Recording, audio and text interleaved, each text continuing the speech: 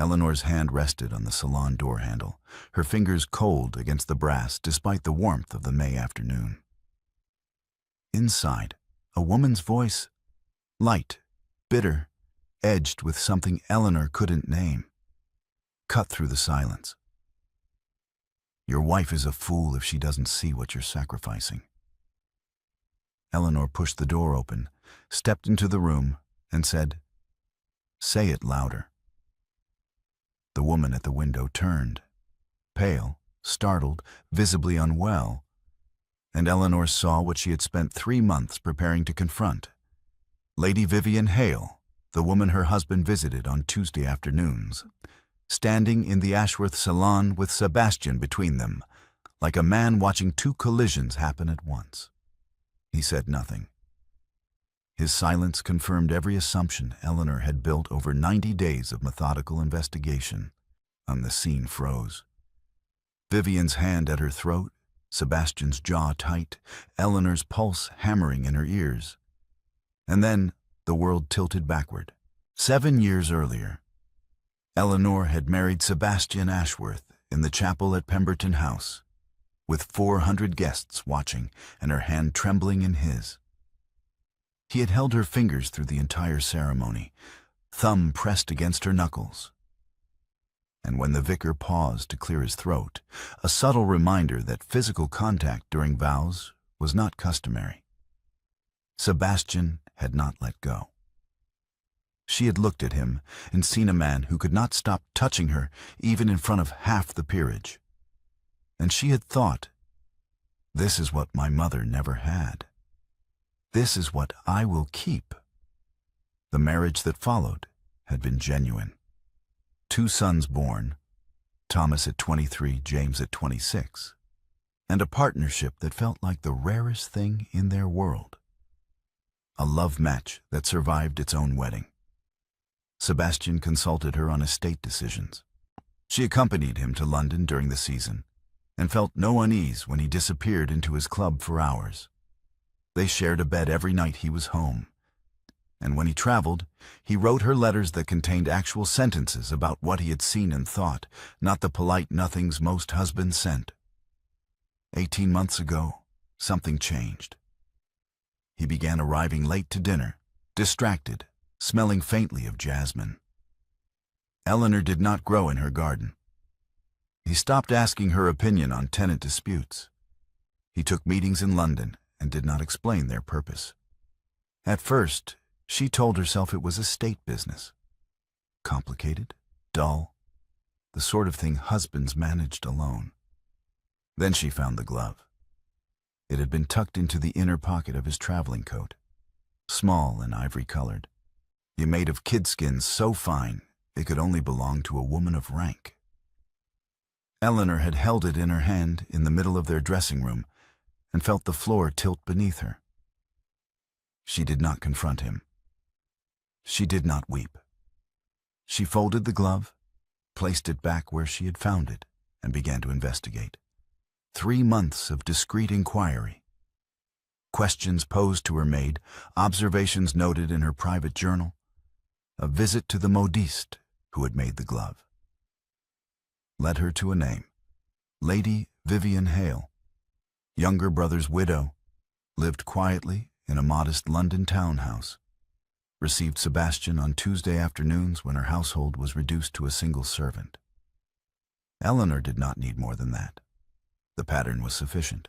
Her mother's husband had kept a mistress for 20 years, and her mother had smiled through every dinner party, every public appearance, every private humiliation, because that was what women of their class did. Eleanor had sworn at 16, standing in her mother's dressing room while her mother pretended not to notice the scent of another woman's perfume on her father's coat, that she would never perform contentment over private misery. So she stopped investigating and started preparing. She opened a separate account with her own solicitor, a man her father had trusted, a man who owed Sebastian no loyalty. She identified a cottage in Hampshire, small but sufficient, and leased it under her maiden name. She arranged for funds to be transferred quietly, in increments that would not draw attention. She did not tell her maid where they were going. She did not tell her sons. She simply built the architecture of departure piece by piece until the day she stood outside the salon door and heard a woman laugh. Now, in the frozen moment after Eleanor had spoken, Vivienne Hale looked not triumphant, but alarmed. Her hand rose to her throat, fingers pressing against the hollow there as though she were struggling to breathe. Sebastian stood between them, his expression unreadable, and said nothing. Eleanor turned and walked out. She did not run. She did not slam the door. She walked through the corridor, up the stairs, into the private sitting room she and Sebastian had shared for 7 years. And she sat in the chair by the window until the light outside turned gold. Sebastian found her there 2 hours later. He closed the door behind him, crossed the room, and stopped 3 feet from her chair. "Eleanor?" She interrupted him. "I am leaving." He went still. "What?" "I am not asking your permission. I am informing you of a decision I have already made."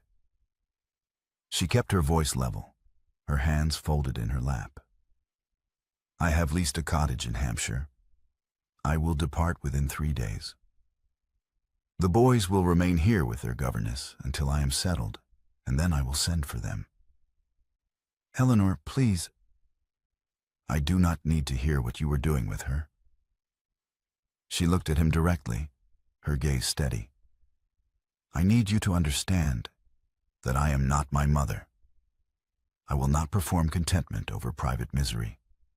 I will not smile at dinner parties while you visit another woman on Tuesday afternoons. I will not pretend I do not know." Sebastian's face went pale. "You don't understand. I understand perfectly." She stood, smoothed her skirts, and walked past him toward the door. "I will inform the housekeeper in the morning. You may tell the boys whatever you think appropriate." "Eleanor, wait." She stopped at the door but did not turn. "For what?" "Let me explain." She said quietly, "No." She opened the door. "You have had 18 months to explain. You chose silence. I am choosing departure." She left him standing in the sitting room and did not look back. The next 3 days passed in a blur of logistical precision. Eleanor instructed her maid to pack only what they would need for a month. Clothing, personal items, nothing that would suggest permanence. She wrote letters to her solicitor confirming the arrangements. She visited the nursery twice each day, holding Thomas and James longer than usual, memorizing the weight of them in her arms. Sebastian did not attempt to stop her. He appeared at meals, and spoke politely when the boys were present, and avoided her gaze when they were alone. On the morning of her departure, he stood in the drive and watched as the carriage was loaded. Eleanor climbed inside, settled into her seat, and looked out the window one last time. Sebastian stood with his hands at his sides, his face unreadable, and made no move to approach. The carriage lurched forward. Eleanor did not wave.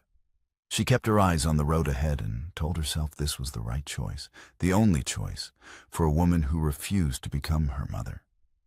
But as the miles stretched between her and Ashworth, certainty did not bring peace. It brought only the hollow vindication of being right about betrayal. 9 days passed in the Hampshire cottage, and Eleanor discovered that solitude felt less like freedom and more like exile. The cottage was charming. Stone walls, a garden overgrown with wild roses, windows that overlooked a valley Eleanor would have found beautiful under different circumstances. Her maid, loyal and silent, kept the household running with minimal staff. Eleanor spent her days reading, walking the grounds, and writing letters to her sons that contained careful reassurances and no explanations. At night, she lay awake in a bed that felt too large and replayed the salon scene in her mind. Vivienne's startled face, Sebastian's silence. The way he had stood between them, as though he were caught, guilty, unable to defend himself. And yet, something about the memory did not sit cleanly. Vivienne had not looked triumphant. She had looked alarmed. No, more than that. She had looked frightened. And Sebastian's silence had not been the silence of a man caught in an affair. It had been the quiet of someone who could not find words. Eleanor sat up in bed on the 9th night and realized she had left Ashworth without proof. She had left with pattern recognition. Sebastian's behavior matched her mother's husband's behavior, so she had assumed the same cause. But she had not actually seen evidence of an affair. She had seen a glove, a name, and a series of Tuesday absences. She needed to know. Not for confrontation, not for vindication, for clarity. The following morning, she returned to Ashworth. She arrived during the day, while Sebastian was in London, and let herself into the house through the side entrance. The staff did not question her. She was still the Duchess, still mistress of the house, even if she no longer lived there. She went directly to Sebastian's study, closed the door behind her, and began to search.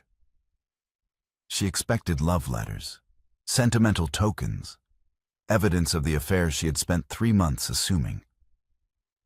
Instead, she found legal documents, land transfer papers, solicitor correspondence addressed to someone named Greaves, a thick file labeled Pemberton Estate, Vivienne Hale, beneficiary.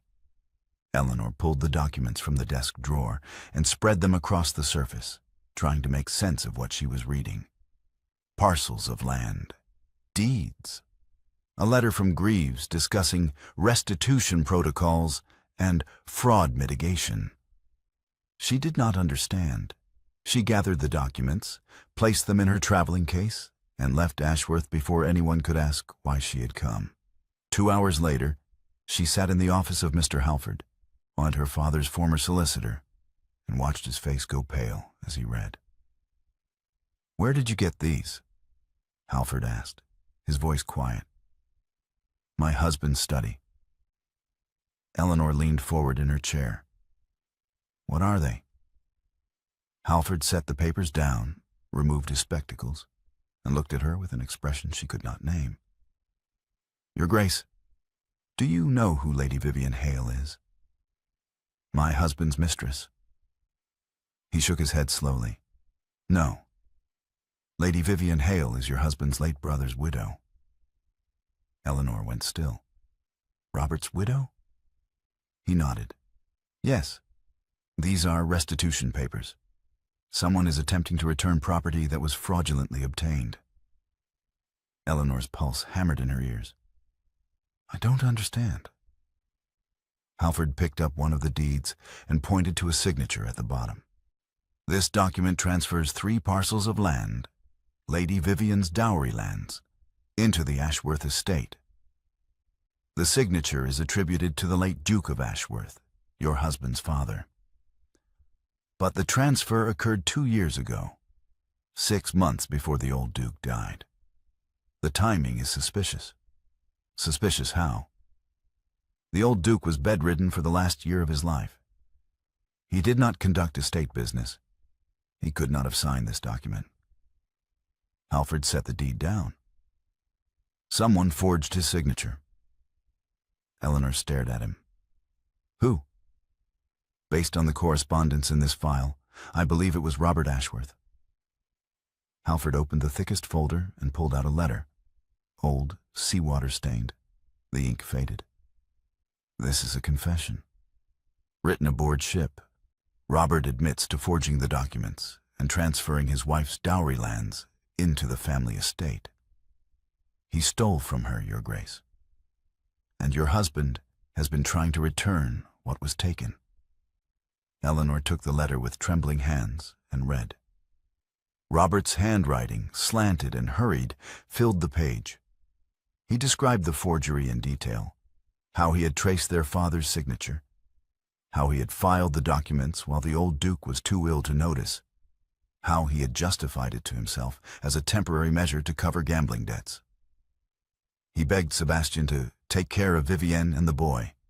"I have destroyed enough." Eleanor set the letter down. "Robert is dead," he confirmed quietly. "Yes, he drowned at sea 2 years ago."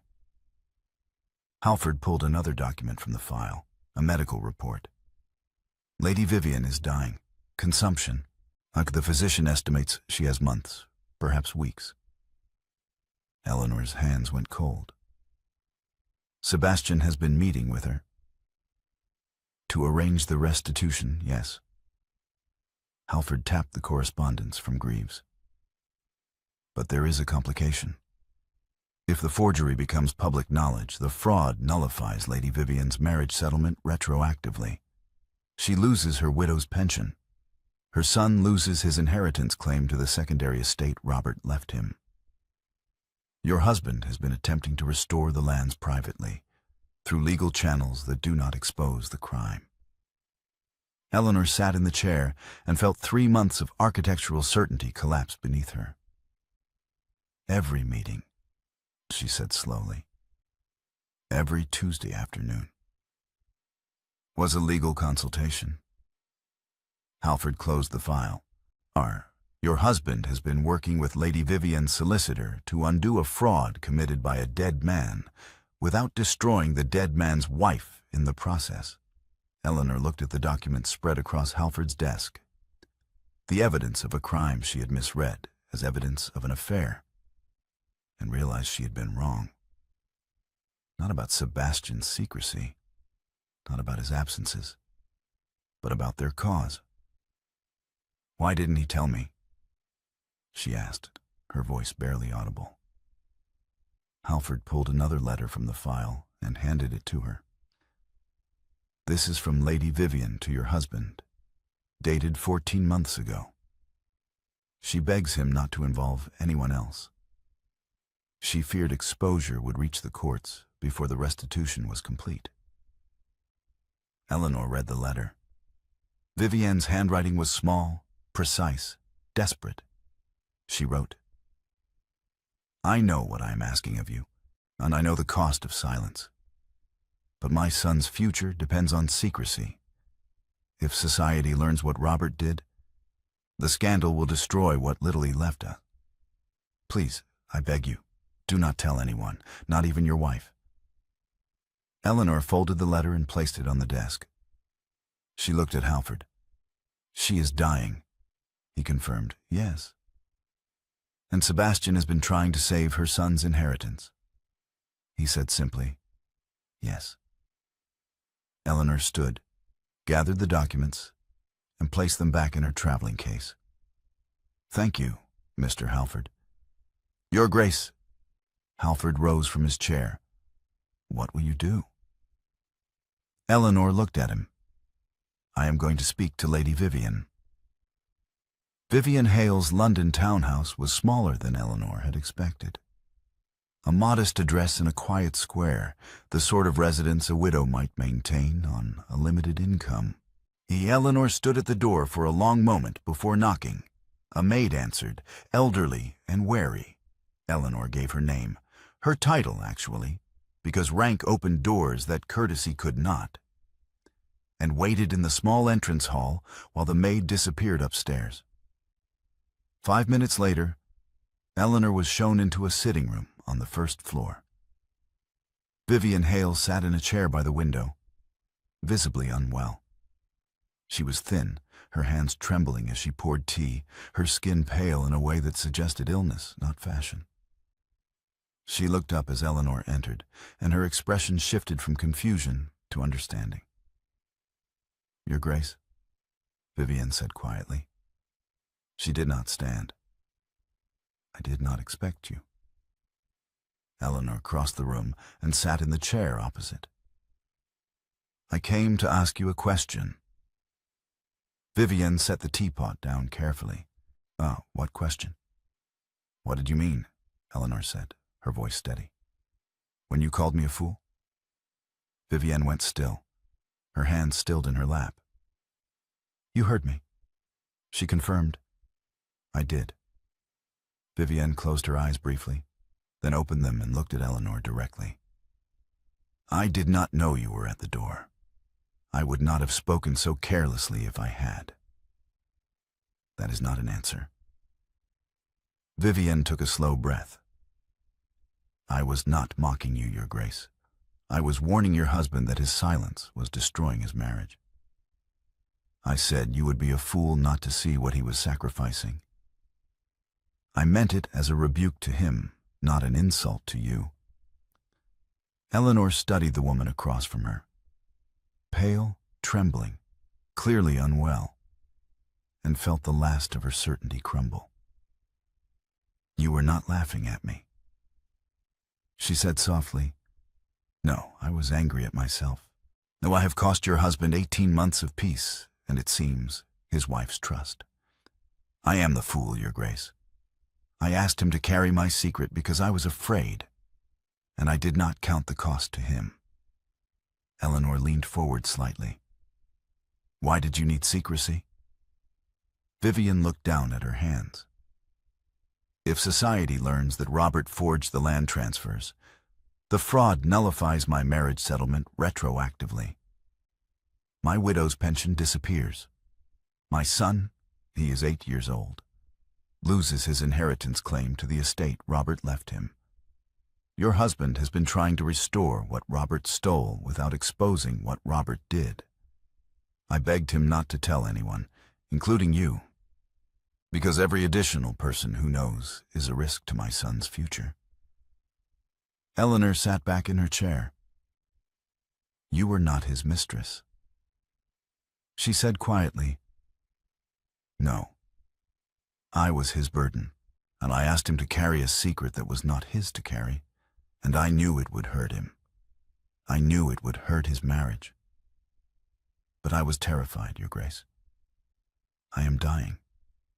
Consumption. The physicians give me months. My son will have nothing if the forgery is exposed. So I asked your husband to save my child's future, and I did not think about what it would cost him to do it in silence. Eleanor looked at the woman across from her.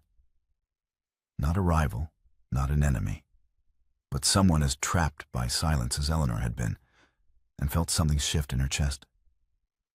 You are not a burden, Eleanor said quietly. You are a mother, trying to protect your son. Vivienne's hands trembled in her lap. I have destroyed your marriage. She said firmly, No. My husband destroyed our marriage when he decided I could not be trusted with the truth. Mike, you asked for secrecy. He agreed. That was his choice, not yours. Vivienne looked up at her, tears sliding down her pale cheeks. What will you do? Eleanor smoothed her skirts, picked up her gloves, and looked at the woman who had been the center of 3 months of misery. I am going to speak to my husband. She left the townhouse and climbed into her carriage. As the horses pulled away from the square, Eleanor looked out the window at the modest building and thought, The woman I hated is the woman I should have helped. Eleanor returned to Ashworth that evening and found Sebastian in the library. He was sitting in the dark, alone, with a letter in his hands. The paper was old, seawater stained, the edges frayed. Eleanor recognized it immediately. Robert's confession. She closed the door behind her and crossed the room. Sebastian did not move. She sat in the chair beside him, not touching, and said, Is that Robert's letter? He nodded and then handed it to her without a word. She read it again. Robert's handwriting, Robert's guilt, Robert's plea to take care of Vivienne and the boy. She folded the letter carefully, placed it on the desk between them, and said, She's dying. He said quietly, I know. You have been sitting with her while her son sleeps, reading to the boy. Robert asked me to. Silence filled the library. Outside, the light faded from gold to gray. You should have told me, Eleanor said quietly. Any of it. All of it. He said simply. Yes. She leaned her shoulder into his, the first voluntary contact in months. He did not pull away. After a long moment, he turned his head, and his cheek rested against her temple. And they sat in the dark, not speaking, while the room grew cold around them. "I thought I was my mother," Eleanor said finally. "I thought I was watching her marriage happen to me." Sebastian's voice was rough. "I thought I was protecting you by managing what you knew. I was deciding for you what you could bear. And I called it protection. It was control." Neither of them moved. The intimacy was not resolution. It was the acknowledgement of mutual collision. Eleanor reached for his hand in the dark. His fingers closed around hers, and they sat together in silence until the clock struck midnight. The following night, Eleanor returned to the library with the documents Halford had returned to her and a letter of her own. Sebastian was at the desk, reviewing estate correspondence. He looked up as she entered, and his expression shifted. Wary, cautious, uncertain. She crossed the room, placed the documents on the desk in front of him, and set the second letter beside them. He looked at the documents, then at her. "What is this?" "Your brother's crime." She sat in the chair across from him. "And my solicitor's letter confirming the closure of the Hampshire Cottage accounts." Sebastian picked up the second letter, read it, and looked at her.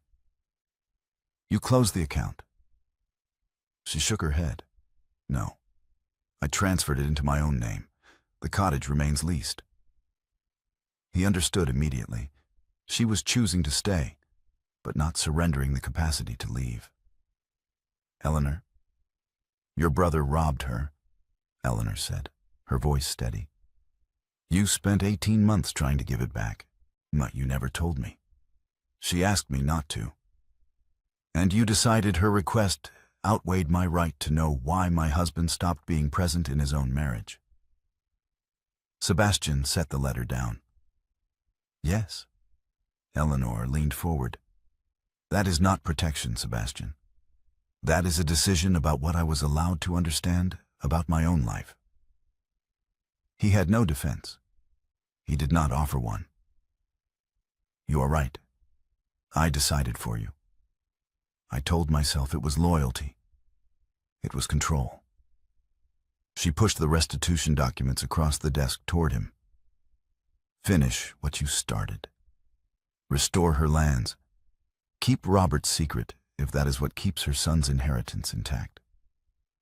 But you will never again decide what I am allowed to know about the life I share with you." He took the documents and then looked at the cottage account letter again. "You kept the cottage?" She confirmed, "Yes." "Why?" "Because a woman who stays should always know she can leave."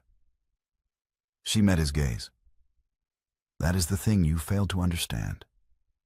My freedom to go is what makes my choice to stay mean something." Sebastian stood, crossed to her side of the desk, and knelt so they were eye level. "I will not decide for you again." She cupped his face in her hands. "No, you will not."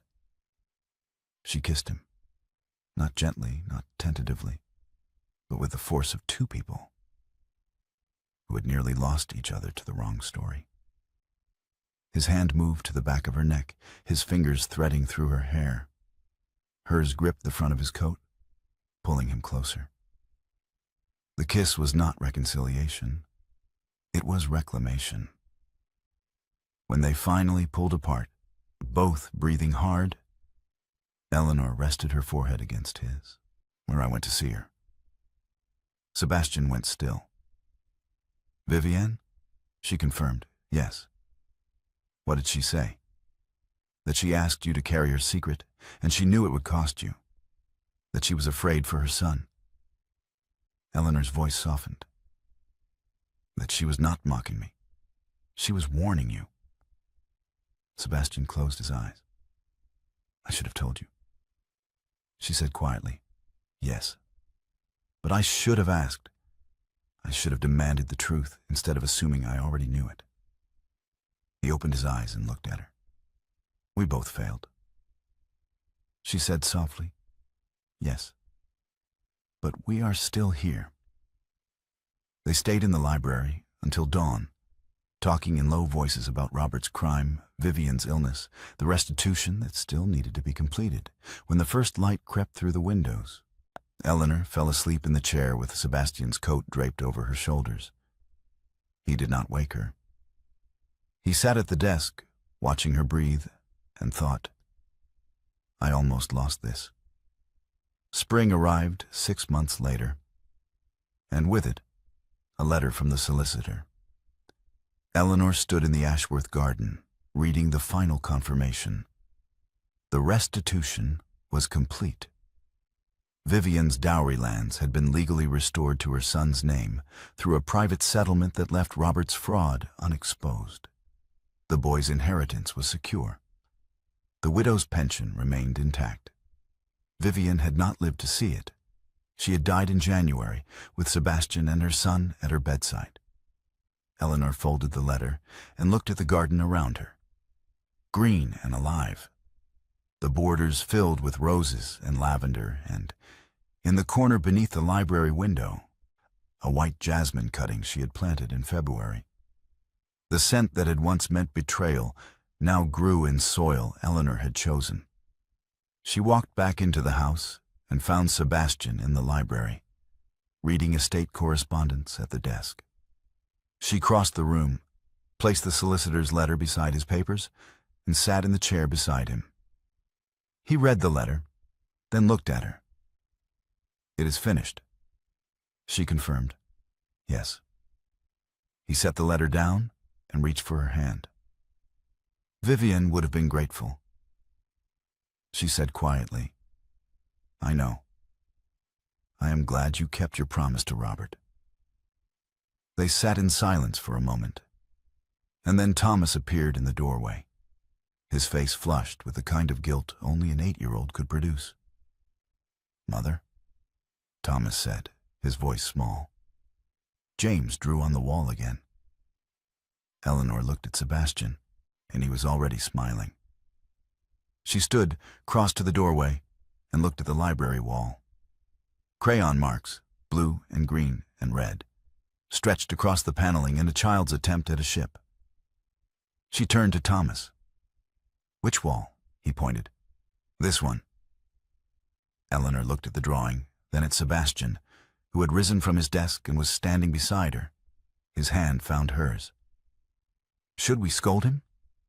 Sebastian asked, his voice low.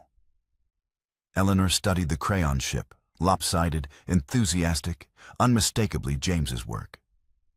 She thought about the salon door 9 months ago, the Hampshire cottage, the documents on the desk, the woman she had hated and then mourned.